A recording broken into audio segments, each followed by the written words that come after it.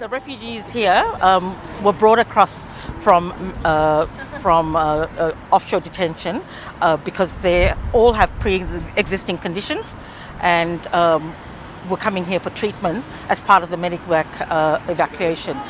What has happened as a result of that medevac evacuation is that instead of the refugees and asylum seekers actually getting any treatment, they have actually instead been locked up in the hotel with very little or no treatment at all for the conditions that they have. And that's been over a year now? Yes, about 16 months now. Oh, right. And they're all males? All males, that's right. And there's 60 there at the moment? Approximately 60, yeah, that's right. Okay, can you take us up to what's happening in the last couple of days, what Minister Dutton has announced? Border Force. Well, there has been an announcement and the refugees have been told that they will be transferred.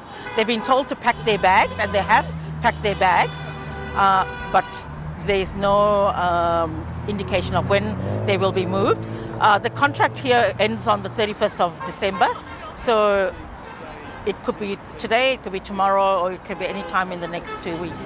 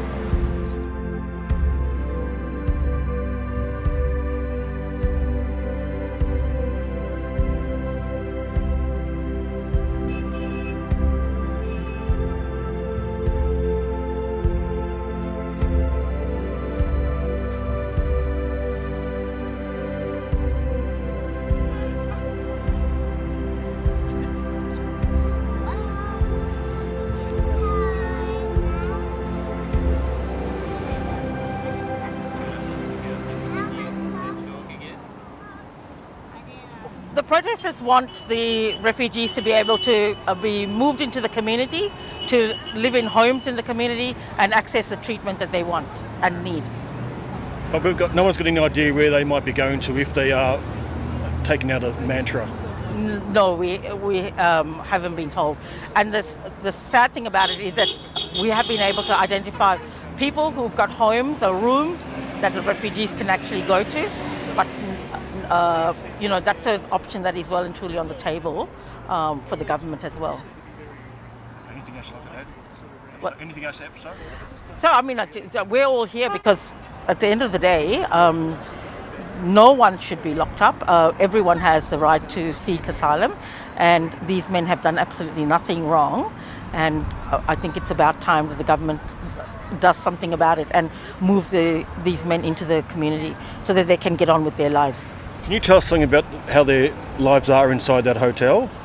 Oh, they're pretty much locked up for 23 hours of the day.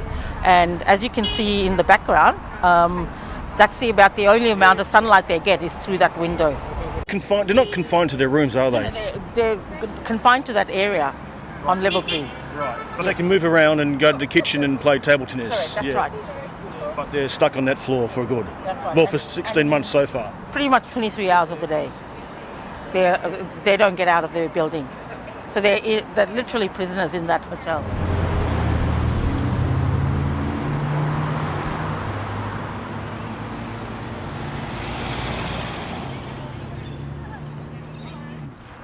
I've got a two-sided placard for all the passers-by.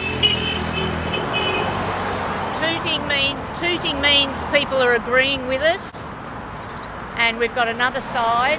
I'm from Grandmothers for Refugees. And this is the message now. Instead of spending a fortune keeping people in detention like prisons, it would cost so much less and be so much kinder to just give them a home, give them proper living conditions. 7 years is much too long.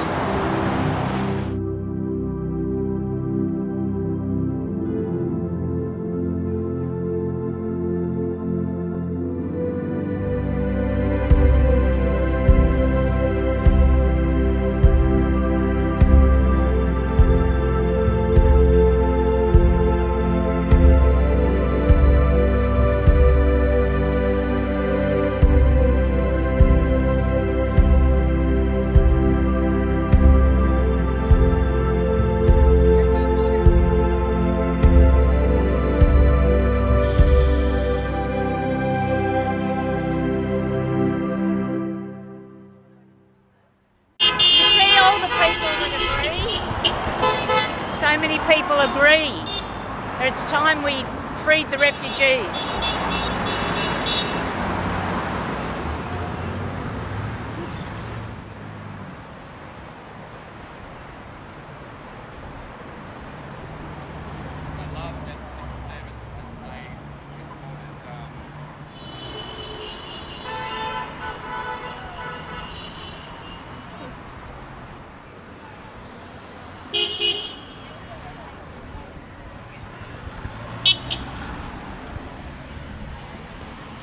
What brings you here today? I've come from Queensland. I'm a registered nurse. I've been a registered nurse for 20 years and I've worked in all kinds of areas. I've worked in homelessness, mental health, disabilities, but I've never seen anything that's broken my heart like this situation does, because unlike all those other areas, this is deliberate cruelty and it's absolutely unnecessary. And we're spending billions of dollars to torture innocent people who've come from a background of trauma. So it's just that it's really not right. So I've come 1,867 kilometres to lend some support to my friends. I was here for 2 months as well last year before they cancelled visits. And So you've come all the way from that distance in Queensland just to protest in Melbourne? to see my friends. And it's good to see them up at the windows, you know, but it breaks my heart at the same time. So yeah, just like do the right thing and bring kindness back. So what do you want the federal government to do?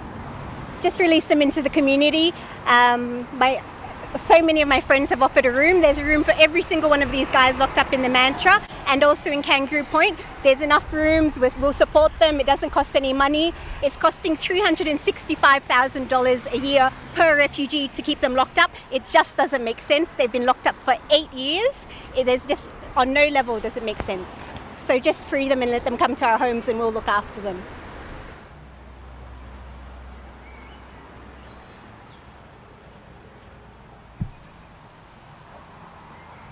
I heard on the ABC this morning that the government is going to spend $1 billion on aged care following the Royal Commission into aged care. If they stopped detaining people, there would be billions more that they could spend on aged care, and I think it's deplorable that their priorities are spending more money on detention than on the aged care, which sorely needs the money. Well, Grandmothers for Refugees is an organisation which has existed for 5 to 6 years now. First of all, we were very concerned about the children, but now that all of the children are orphanaroo, except for the Billa Wheeler family, sadly, but we're still very concerned about the immorality of the situation that this federal government is casting all Australians into.